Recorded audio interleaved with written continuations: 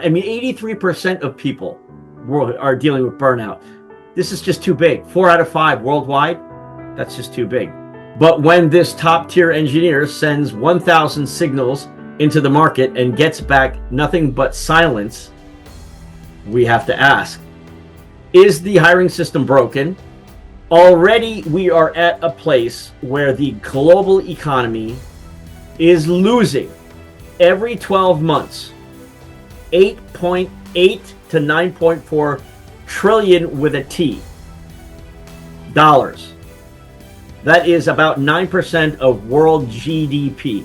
If robots can do it, if super intelligent robots can do it, everyone will benefit from it. There are no longer consumers, because capitalism is about having the means to produce for a population that's capable of purchasing what's produced.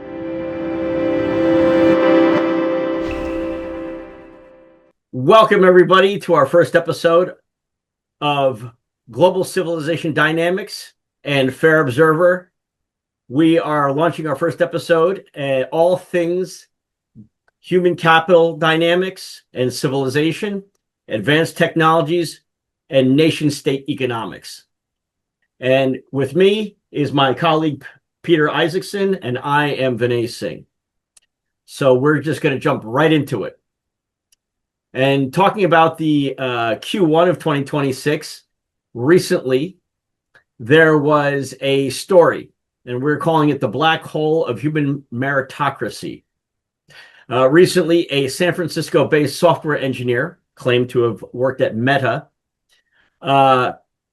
presented himself to his colleagues saying that he's submitted 670 applications and wrote directly to 1,000 recruiters and had a goose egg, 0.00 offers and opportunities.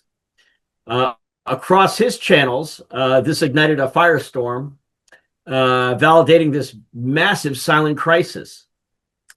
Here's an interesting hook for this particular situation with this young man, this software engineer.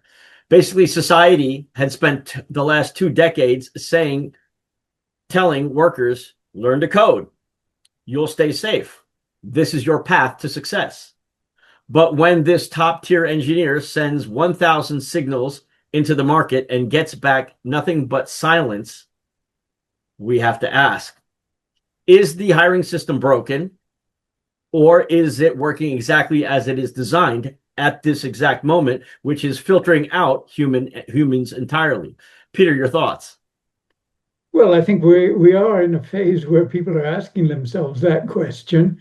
Are they being phased out? Have people forgotten them? I think there's a long history to it.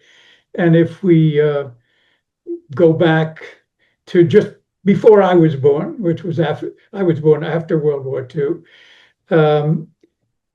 in World War II, everyone was mobilized and impressed by a message that you could see practically at every street corner. Uncle Sam wants you. And it really made people feel, obviously, because there was a war effort to conduct, and there was an absolute urgent need to have people on board, but people felt wanted. And I think what's happened over the past 70, 80 years is that we've moved away from that. In the post-war period, you had the GI Bill, you had a system that had been created in the 30s under Roosevelt with the New Deal, where there was a sense of belonging to a society that had some need of you as an individual. You could find employment, and generally the employment you found you would stay with for quite a long time. But then we won't go into it now, but you can trace the evolution over the next 60, 70 years, where you had Reaganomics, you had Milton Friedman telling everyone there's no such thing as a free lunch, which meant that anything that people do together has to be paid for and accounted for. And we got to, the financialization of the economy. And then now we're at a stage where things have, in terms of people's perception of what their value is, has changed again with the advent of AI and the message being sent out that why do we need you at all? Because AI is going to do, can do, and is going to do all the things that we counted on you to do. So there's this general sense, it's a civilizational problem of feeling, hey, nobody wants me. So Uncle Sam wanted me once upon a time, whether it's Uncle Sam or anyone else. The feeling is that are we needed, and how can we calculate the extent to which we might be needed? Well, I like that analysis, your analysis, and thank you for that historical perspective. So, even in the 80s and the 90s and the 2000s, the old poster of Uncle Sam Wants You was alive and well. That it did not really disappear. I remember growing up with that. I remember seeing that in college. I didn't sign up for but they had the ROC, the military, and all the colleges and stuff like that. But to your point, in this, we've just passed the first quarter century mark, 2000 to 2025. Obviously, this is the brand new of the Q2. But for the first quarter century of this 21st century, you are right. It's been very, very difficult. And that poster of Uncle Sam Wants You has all but disappeared. So what is this reality? Seems like we have a black hole and a quarter century of neglect. We have a ghost job market of 2023, 2024, 2025. It's not a new phenomena, but in fact, for our younger listeners, viewers, and they are resonating with this meta engineer right now. It is a terminal stage of this disease that began actually at the beginning of this century. Peter, you may appreciate this. In 2000, we had a dot-com crash, and then there's something called the post-long tail economics, where after the dot-com crash, there were 3 to 4 years of layoffs. Then came the 2008 Great Recession, and that had a longer post-economic recessionary point where for about 5 years, 5+ years, there were layoffs continuing. So it has nothing to do with the stock market. The stock market goes up when people get laid off. But for many, many years after a recession, this happens. So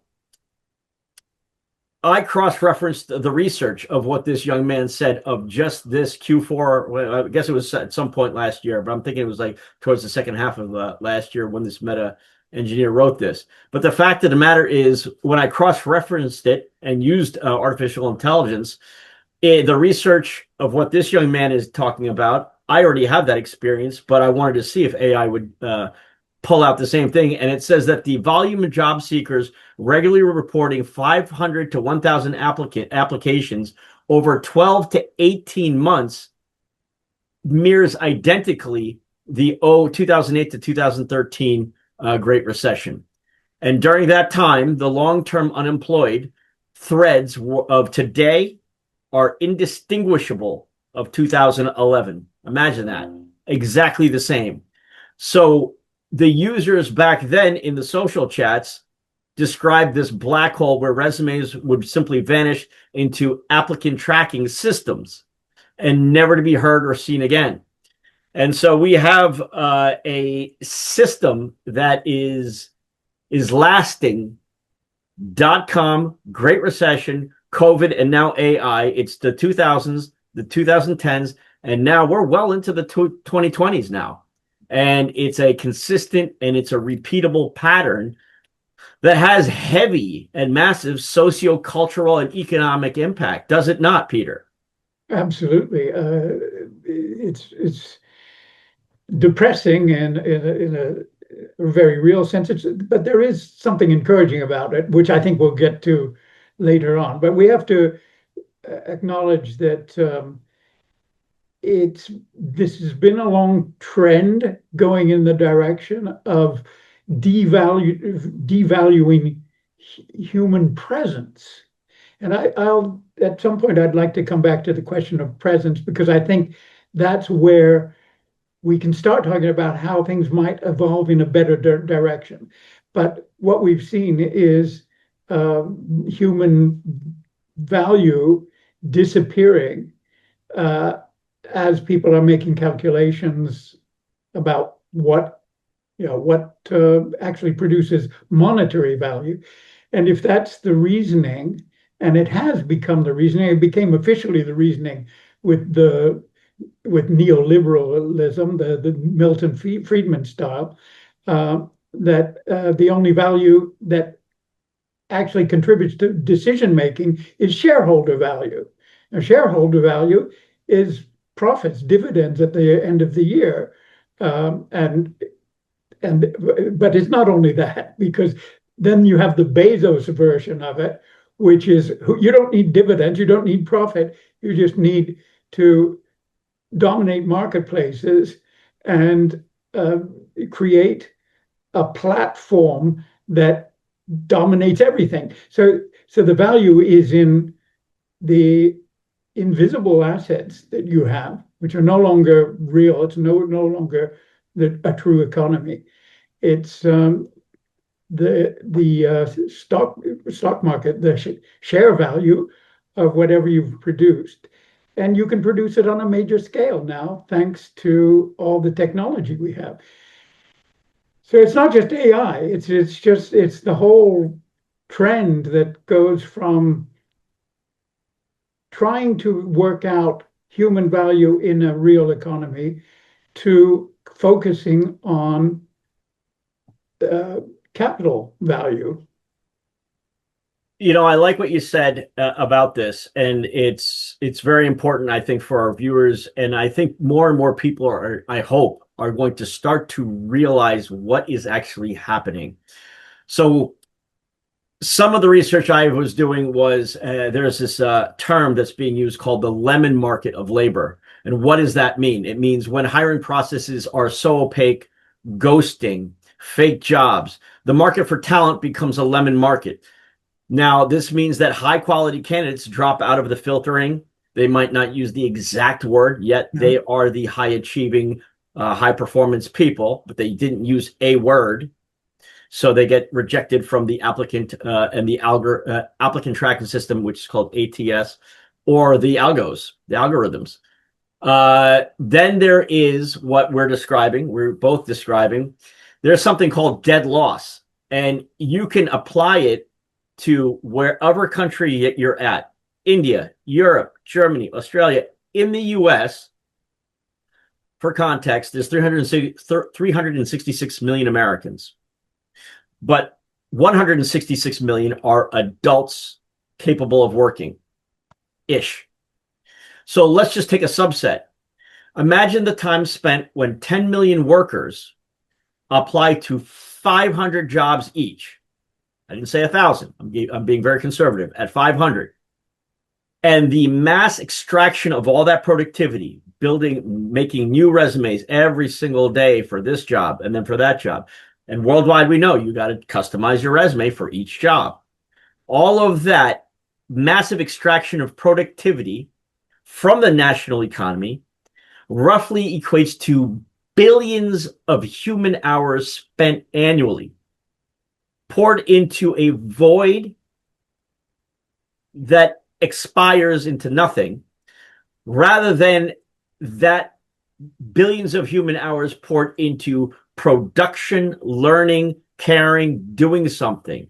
So this is an organizational failure, or is this a national organizational system that this black hole is designed?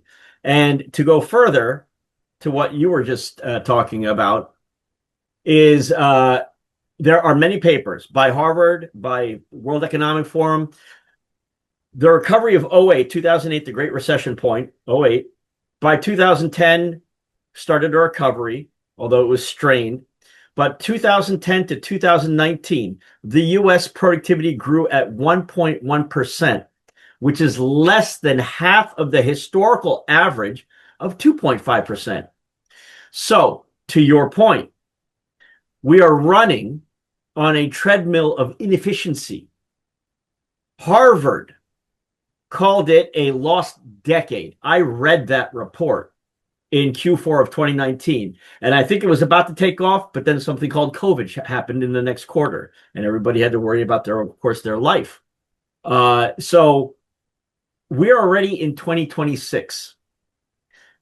And global productivity, but just in America, national productivity is already being accepted as unproductive. The U.S. is entering a unproductive state.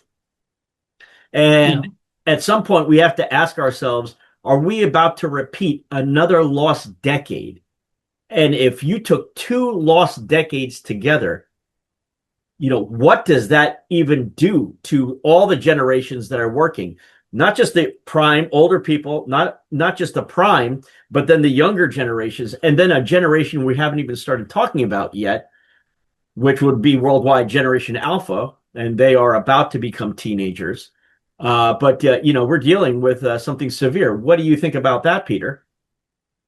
Well, yes, it's severe in the sense that just going back to the point that really strikes me, and that is that if your employer doesn't recognize your value as a human being, if he only recognizes it in terms of whatever skill sets have been associated with a job profile that they're trying to fill. Right. If the employer doesn't believe in your value because they're interested in some way in your humanity, then you lose the perception of what your value is as well. And we get into we talk about moving from human intelligence to artificial intelligence. Well, this is artificial. It becomes an artificial economy where everything is reduced to whatever practical outcome you think you're going to achieve with it, and obviously measured in financial terms. So it's an identity problem. Are employers human, and are their employees human? And I don't think anyone knows on either side. And this is the kind of civilizational crisis or a human identity crisis we're facing. And that's why I think AI plays a role in aggravating things, but it also, if we can come to terms with AI, there may be a way of moving beyond it and reestablishing human value. Well, I like that we ended right there with what is the role that we are to play, right? Artificial intelligence has a role to play. What is that role? And so what a wonderful way to segue and move into another component and another trending topic. And so 2023 to 2025, maybe 2023 to 2024 was very generative AI. I'm not saying 2025 last year wasn't, or this year. Of course it is. But we have started last year talking not just about generative, but now we're moving into agentic AI. Yeah? And so as we've been moving from generative AI to agentic AI, and for our viewers and maybe some folks maybe that don't know that much, don't have a PhD in AI or whatnot, but a lot of the generative AI was considered novelty. It was about AI creating text, images, etc. And some of the conversations was, you know what, that was AI 1.0, AI theater, as they are calling it. But now AI is taking action. This is what agentic is. And so what does this look like? Just last month, a company called Okin, OWKIN, announced a massive partnership with this company called NVIDIA. And I hope everybody knows this company. They are one of the most darling global companies, tech companies in the world. They are a top semiconductor chip maker. Anyhow, Okin announced this partnership with NVIDIA and to deploy something called biological artificial superintelligence. So we are not just talking about a chatbot, we're talking about AI agents designed to reason through biological complexity to discover drugs autonomously. So, what does this really mean? Well, this particular one is about this biological, and we're talking about drugs, so we're talking about pharma and healthcare and stuff. But at the end of the day, AI agents will act as not just a tool, but it is an operator where they are sense making, if you will, and looking through and designing reason, and then doing things, creating new drugs autonomously means could they be potentially leaving the human professional on the sideline as an observer? Peter, what your thoughts? Well, that's precisely the logic of it. And it goes back to what I was saying earlier about, first of all, the financialization of the markets, and then the evacuation of human presence. Uh, Human AI agents can do a lot of things. Right? So what we need to do is to measure how much of what they do is something we can call human, in the sense that humans have been doing these kinds of things. Humans develop drugs, and we know it's a long process, a very expensive, which is why we pay an arm and a leg just to get the slightest little drug that we need for whatever medication we require. Um, but humans do a lot of other things than developing new molecules. If robots can do it, if super intelligent robots can do it, everyone will benefit from it theoretically. The person who produces it, the company that produces it, will have reduced their costs. But they've also they've reduced their costs on two scales. One is they don't need humans, the same number of humans, to intervene in the process. And the other is that the speed. I mean, this is the great thing about artificial intelligence. It may not do things better than we do, which everyone is noticing with chatbots, but it does a lot that's better than what we do. But it certainly does it faster. It's instantaneous. So all these calculations will come into the way employers are reasoning about it. But the way the debate is framed today is, I think, very limited and artificial, in that we're thinking that what humans are doing is simply producing things, but humans in any economic system are doing much more than that. They're not just producers and consumers. They themselves are agents of meaning. And it may sound silly to say that meaning is something that has to be included in how you value what a commercial company is doing. But I think a lot of people understand instinctively that that is what companies are. That is what any kind of producing unit in a society is. It is the people. It is their presence. It's their ability to interpret things, which no artificial, however super intelligent is, no artificial intelligence can do these kinds of things. Now, I don't have a list of what those things are, but I think that one of the challenges ahead of us, and AI can actually help us, is to identify what that human value is, which is absolutely necessary to make anything work.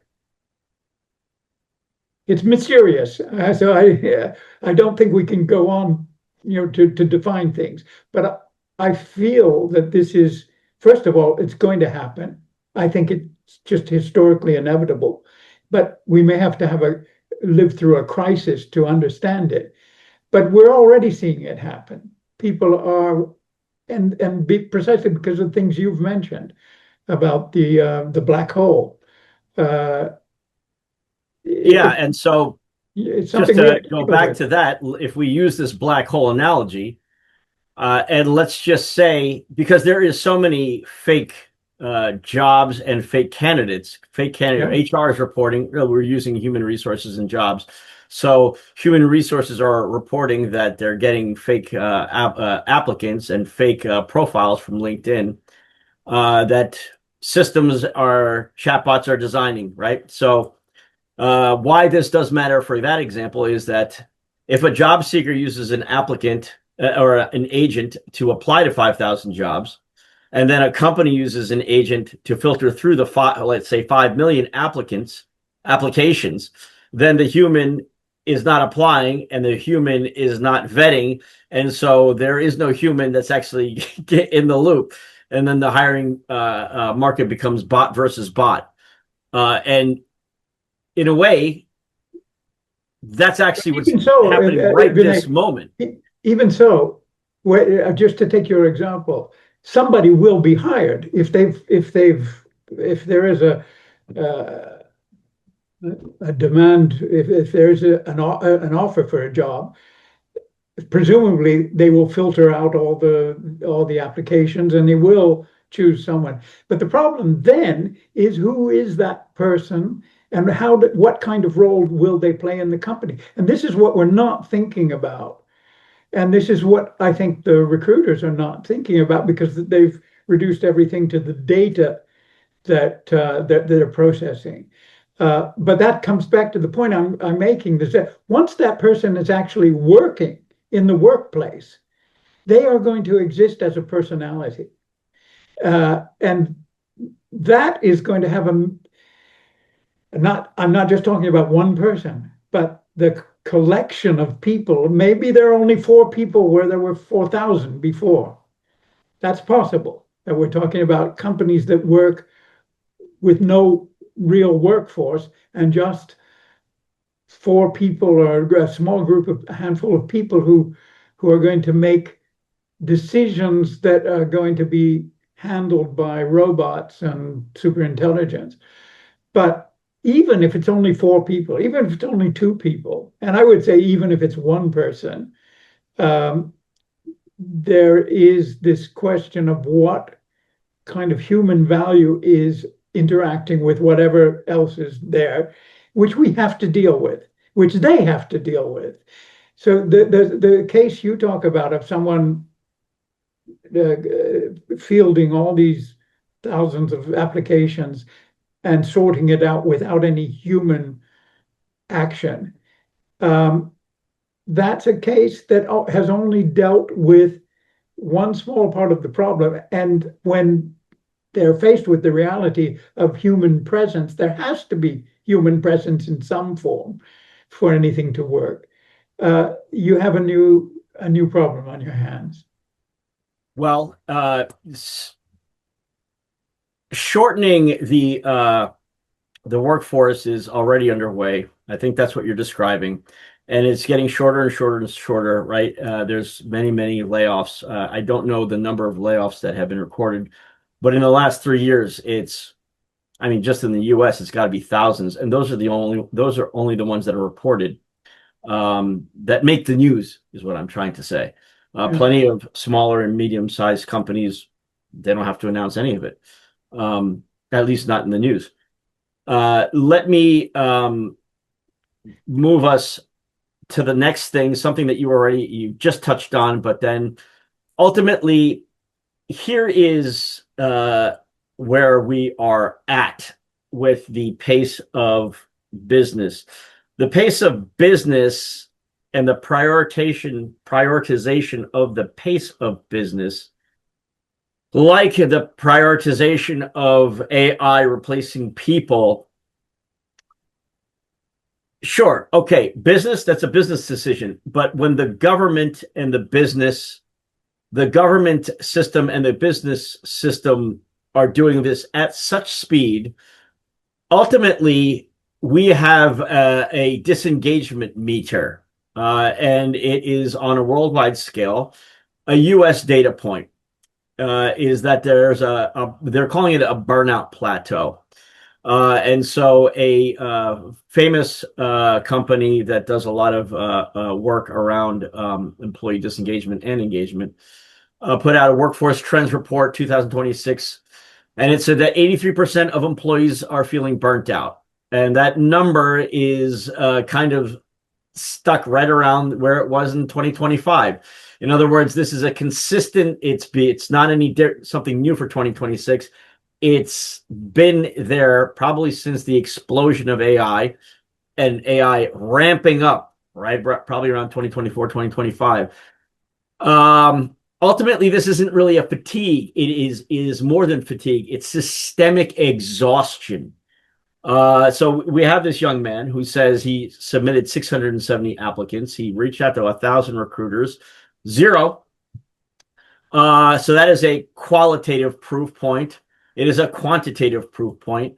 But when you times that experience across millions of adults in each nation, and they're all having that story, times all the nations across the world, and you end up with a explosion of just systemic burnout.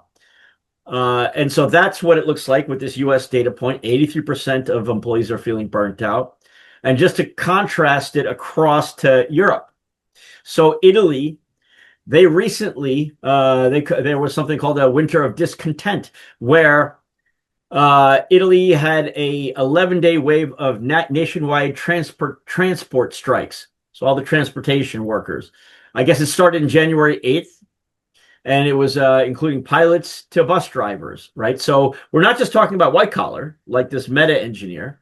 We're talking about blue collar. We're talking about pilots and bus drivers.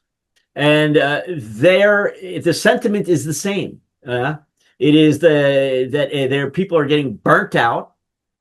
The cost of living is not there. Pay doesn't move. Pay has been stagnant for decades in the middle class, which is why the middle class no longer really exists. It's been being held up by incredible debt in the United States, 1.21 trillion in credit card debt. But this is what we're seeing. It doesn't matter if it's white collar or blue collar. It's both collars.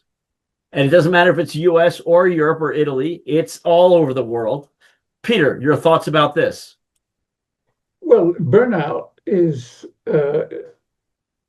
usually assessed as on the basis of overload of work. And now we're seeing a curious situation where, and I'm just imagining how this can play out because we don't know yet, where presumably with AI, you can reduce the sense of overload. Now, it's much more than overload. It's insecurity, it's a crisis of identity, the sense that I was talking about earlier of not being recognized as a human being, just as a producer, which contributes to low-level cortisol, the inability to maintain one's immune system. And all that translates as burnout in a very broad sense, where you not only feel overworked, but you don't know why you're doing whatever you're doing, even if you aren't physically overworked. Right. So we're at a crisis point. This is, as you say, it's a general trend, and it's not something you can simply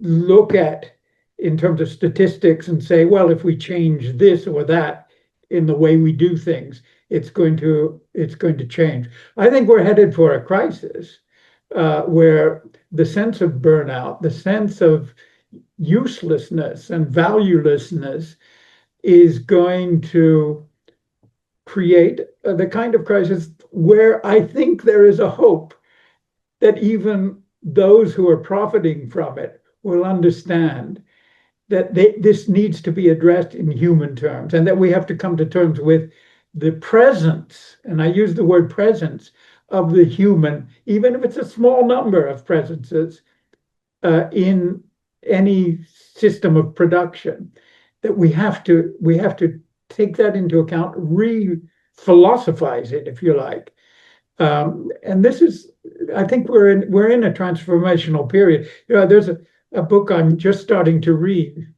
by Branko Milanovic, The Great Global Transformation. And I think that sums it up. We are in a period where things are transforming, whether we like it or not.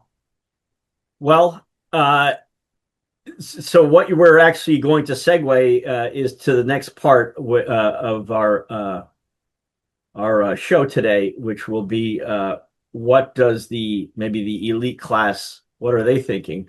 But at the end of the day, we do have statistics and we do have the data, and it is saying that the human engine is seizing up. Yeah. I have a couple data points. Gen Z crisis. 74% of Gen Z report moderate to severe burnout. That's up from 66% in 2024. So basically, they're checking out before they're checking in. Global engagement has dropped down to 21%. So we can't get too much worse, is what I'm hoping the audience gets. 21%. That means 4 out of 5 nationwide people are disengaged. 1 out of 5 is engaged across all nations. This Italian scenario, the Italian wave, with this 11-day labor unrest, would mark that it's not just wages. And you and I are not just talking about wages. In fact, most of what we're talking about is burnout, which means it's an intensity of work. Do 3 persons jobs, right? And that tends to happen after every recession point. My own personal research from years ago, I looked at the dot-com crash where you had a team of 4, 2 people were laid off, 2 people had to burn the midnight oil and dare not complain because there was a stack of resumes to replace you. We were discussing that post.com 20 years ago. Yeah. Same thing. So now people got conditioned to work, basically be able to get 8 hours plus 8 hours into maybe 10 and a half hours. Work faster, harder, grind harder, but get it, you're working time and a half hours, not for more salary. That became the new standard of what everybody had to do coming out of the dot-com. Then we re-upped it again after the Great Recession. Another 4 people, 2 people laid off. Those 2 people had to do double the work. So compounding the doubling of work is stressing and breaking points because companies don't rehire, although that was what the conversation, the narrative honestly was 20 years ago. When things get better, we'll rehire everybody, John and Jeff. So keep grinding, and we'll hire those 2 people back into your department, and you'll get your life back. That never happened. No. And then it just amplified after the Great Recession, and now it's doing it again. And so we have a total human engine seizing. It just doesn't even matter. You're seizing up. We're not going to get into the health aspects into this conversation, but I hope that everybody's getting an understanding that the emotional burnout is severe. So something I'd like to add to what you're saying. It's compounded by AI. One of the things, a very recent study showed that, contrary to what I was suggesting a moment ago, that AI, because it's doing things that humans used to do, should relieve them of some of the arduous tasks they're used to. So they should have a feeling of being liberated to some extent. It's the opposite that's happening. People are complaining. The people who are using AI productively are complaining that it's just complicating things. It's doing tasks they were expected to do. And even though they do them quickly and efficiently, they spend more time trying to understand what's going on and whether it's adapted to what they're really trying to achieve. Or checking its fakeness. Sorry? or checking its fakeness. It makes up Well, things. exactly.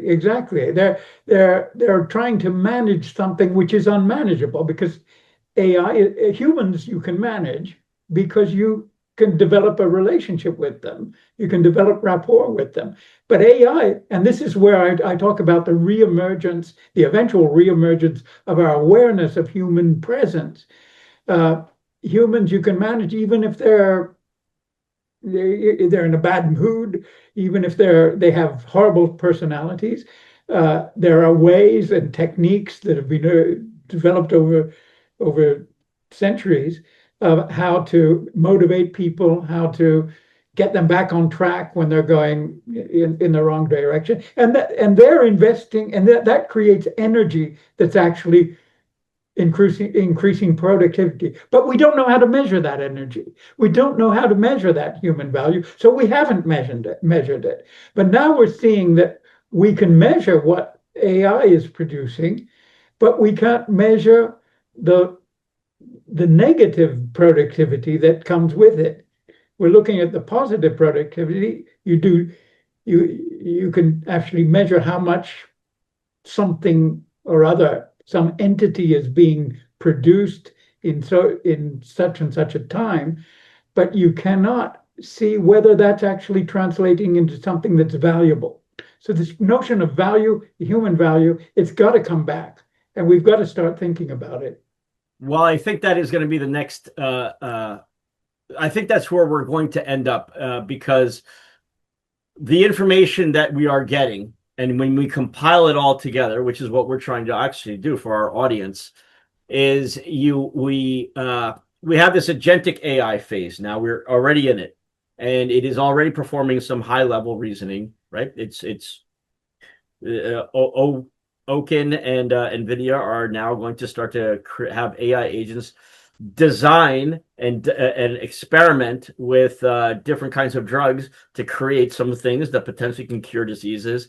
You've got you have the capability to get a bot and on your behalf and send out 5,000 resumes of yours, and a bot and artificial intelligence is at the other end of the screening, replacing recruiters that are filtering out throughout their algorithms, missing a lot of talent, of course, but you've got all this stuff happening. So when you create this kind of bots versus bots, you have a great decoupling of labor. The value creation is being lost. And with this compounding of burnout, you have a stagnation, a stagflation, whatever we want to call it. Human beings' souls are being lost. No matter how hard you work, you can't achieve that success. And so there are economic costs. And so I have been following the cost of employee disengagement. And I know I brought you into my conversations, and that is a big part of global civilization dynamics core thematic, which is already we are at a place where the global economy is losing every 12 months 8.8 to 9.4 trillion with a T dollars. That is about 9% of world GDP. So when we have this, and it's been growing for decades to get here. I remember when it was in the millions. Then early in the last decade, it was in the billions. Now it's in the trillions, and it's headed towards mega trillions. We have mega losses that is not being quantified, and we're not trying to rectify it. I have to think eventually this is going to, all the wheels will be off the high-speed train, and then we'll come to it. But these numbers are staggering, and there has to be a way to say, let's reverse this, which is exactly what global civilization dynamics' goal is. But we are going to move to a piece about Davos, and I had mentioned this to you earlier, Peter. And this is a great segue to what we were just discussing about the powerful people in our nations, plural, going to recognize this is happening. Not a little bit of people, not a small amount. I mean, 83% of people are dealing with burnout. This is just too big. 4 out of 5 worldwide, that's just too big. When 1 out of 5 is engaged, you can't get to 0 out of 5. I mean, that's the only place left to go. So the BlackRock CEO Larry Fink had was at Davos, and I read a nice article called "BlackRock's Billionaire CEO Warns AI Could Be Capitalism's Next Big Failure After 30 Years of Unsustainable Inequality After the Cold War." So what a little bit of a deep dive looks like is it looks like that Larry Fink is warning global leaders that AI risks repeating the unsustainable inequality seen after the Cold War. And he explicitly compared that the upcoming AI-driven displacement of the white-collar cubicle class, as it's being called, to globalization is as similar to the factory floor blue-collar class of globalization, of automation in the 90s. What do you think about that, Peter? Any thoughts about this? Well, not about that particular point, because I don't quite follow what Fink was saying there. But I agree that we're headed for a crisis that people are analyzing on different levels. I think what he's referring to is the perspective that people have of producing a society that can produce a lot thanks to the efficiency of the system, but there are no longer consumers, because capitalism is about having the means to produce for a population that's capable of purchasing what's produced. So I think that's what his focus is. And that's true. I mean, that's true that if you analyze it in those terms, we're headed for a crisis, because the more people move ahead with this idea of forced productivity or super productivity, thanks to super intelligence, the more you're faced with the question, okay, we're producing all this, but who's going to buy it, and with what means if they can't get jobs? And it goes back to your initial statement about the black hole and the fact that the whole hiring process has come to practically a halt.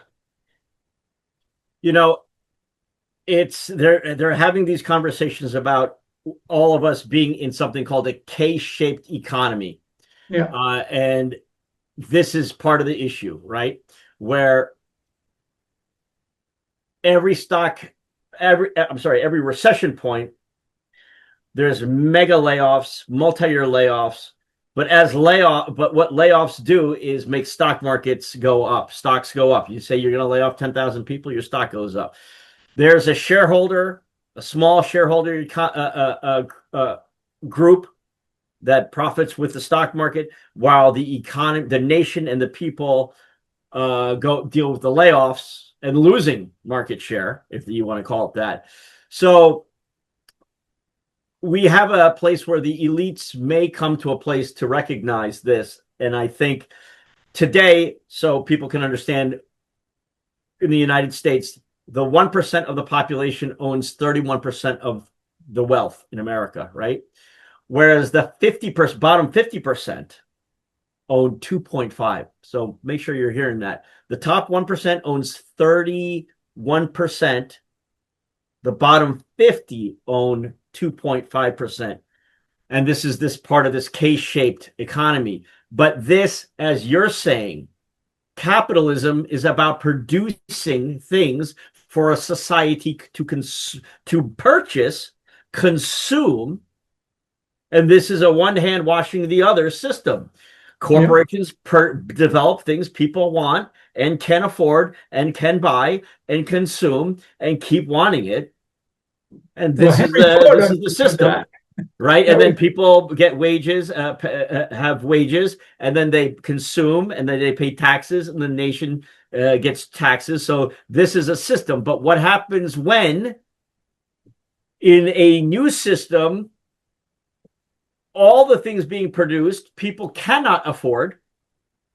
People are losing jobs in droves. A AI system which doesn't buy anything, doesn't pay taxes, doesn't earn salaries. Where do we go with this? And so I have a piece that I wrote called the post-war echo: 30 years of displacement. In the 1990s context, post 1989, globalization was sold as a rising tide lifts all boats. Instead, it was an arbitrage of labor. Gen X, then Gen Y experience. Gen X in 1998 was happily working, and then a dot-com crash happened. Millennials were happily working, and then a Great Recession crash. Both were told you must keep retraining to move up in the knowledge work. And now we have a system where AI is replacing all these people. So Fink, he did, from my understanding, he admitted that the knowledge work was a escape hatch that is now being welded shut by AI. no, So the retraining promise for the last 30 years, that's no. Gen X, boomers had to retrain. I remember that. And they struggled. Gen X was the darling in the year 2000s. They were in their 20s. And then Gen Y was millennials, and they were in the cloud in the 2010s, retraining, and everybody's retraining, right? Retrain to maintain your status in life and your jobs. And now what we have is this. Here's a point. The CapEx versus labor. Artificial intelligence infrastructure is requiring $5 to $8 trillion to be front loaded in investment. They historically, when this massive technological boom happens, there's a 10% return that companies have to extract but to get to the 5 to 8 trillion of front loaded money, we're laying off droves and droves of people Yeah. worldwide. And so this is what we've got going on. Your thoughts? Well, I have lots of thoughts about it. I think we're getting towards the end of this session. I'd love to pick this up in our next session and look at what can actually be done, or what not that any of us individually or even in any collective sense that is possible to organize can actually produce a solution. But I think because this is a civilizational watershed, and even citing Larry Fink is really interesting because it shows that there's an awareness at that level that something has to be done, something has to change. And when that happens, when at every level you understand that there's vulnerability in the system has to change. So I think there are a number of things we can evoke, which a number of scenarios, if you like, that show how we may come out of the crisis. I'm not saying that any of them indicate a probability of doing them, because what we see in decision making at the highest levels in our society, whether it's business or politics, is that people are more concerned with defending the status quo, which has put them in the position they're in, than actually ensuring their own future at whatever comfortable level they've achieved, simply because they're focused on how they got there in the first place, and they don't understand, they don't have the energy or maybe intelligence to understand that they need to adapt, just as Darwin said species have to do, to a situation that's changed. We're in a great transformation. So can we pick that up at the next session and start working on not possible solutions, but approaches that could point towards an evolution, a positive evolution. Well, we're going to do that with every episode. But to conclude our Global Civilization Dynamics and Fair Observer first episode, the key to our substantive programming is to be for the thinking man and woman. We are not, what we hope is that we really provide really substantial information that is not fluff, that is not sugarcoating. And so some of it, like what we're experiencing in our economies, can be a little tough to deal with. But the goal is to make our viewership think. Because quite frankly, organizations right now are bifurcating. And that's what I want our people to understand today, that you're not alone in thinking that this is happening. This is happening, and lots of people, just like you at home, are dealing with this bifurcation of organization, of where people are going to be. So it's a person's individual problem. It's a corporate problem. It's a national problem. It's a global problem. And so we have a severe reality that even the elite billionaire class are really trying to reconcile with, when they see that there is a 0.1%, and they have seen their wealth increase by 60% since 1989. There are structural, whereas the bottom 50% has saw their losses drop by 46%. So when we think about capitalism, corporations and nations working together in harmony to develop things for their people, but now we have an explosion of people that have dealt with decades of stagnation. Salaries haven't moved for the middle class for decades. They've fallen out of class, to be fair. We have 1.1 trillion in credit card debt just in the US alone. France, has their own X amount. Germany, England, the Middle East, India, everywhere that's listening to us. So we have these kinds of issues. And so what we are going to do is we will address in our next episode the next most impactful things that are happening for our people, for organizations, and for our nation states, global society. And so with that, thank you very much to our audience. On behalf of my colleague Peter, I'm Vinay Singh, and we look forward to seeing you next time. Thank you. Thank you, Vinay. Join the conversation at Fair Observer and subscribe to our YouTube channel.